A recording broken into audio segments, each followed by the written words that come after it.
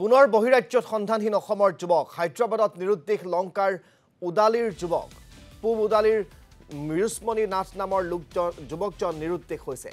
মৃদুস্মণি নাথে কৰ্মৰ সন্ধানত হায়দৰাবাদলৈ গৈছিল। 15 মাৰ্চত শেষবাৰৰ বাবে মাতৃৰ লগত ফোনত কথা পাতিছিল মৃদুস্মণি নাথে।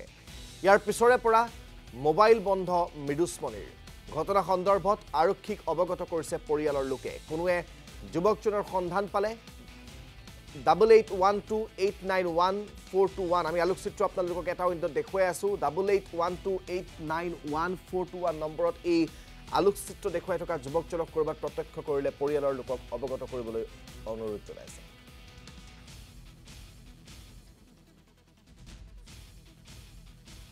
মোৰ ল'ৰা এটা আছিলে মৃদুস্মণি নাথ।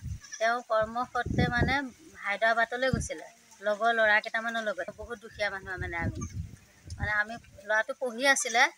পঢ়া শুনা মানে এতিয়া আমি খৰচ পাতি দিব নোৱাৰা হ'লোঁ কাৰণে হায়াৰ ছেকেণ্ডেৰী পাছ কৰি মানে BEd পঢ়ি আছিলে।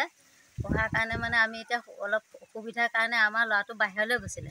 শনিবাৰৰ দিনাখন 2টা বজাত সি মোলৈ ফোন কৰিছিলে যে মা মই ঘৰলৈ যামগৈ, এপ্ৰিলৰ 14 তাৰিখে মোৰ টিকেট আছে, 14 তাৰিখে মোৰ টিকেট আছে বুলি কৈছিলে। তাৰপিছত অলপ পিছত মানে কোনোবা এটা মানুহে তাক মাতি আছিলে। সি অকণ পিছতে মোক কৈছে মা মই কোনোবা এটা মানুহে মোক মাতি আছে, মই তোমালৈ সন্ধিয়া সময়ত ফোন কৰিম। সেই যে ফোনটো অফ হ'ল আৰু সি আজিলৈকে ফোনেই নকৰিলে। মই তিনিআলি থানালৈ গৈছিলোঁ। তেখেতলোকক মানে কৈছিলোঁ গৈ পেলাই যে ছাৰ মোৰ ল'ৰাটো আজি 3 দিন হ'ল ফোনটো চুইচ অফ, মই ল'ৰাটোক বিচাৰি পোৱা নাই।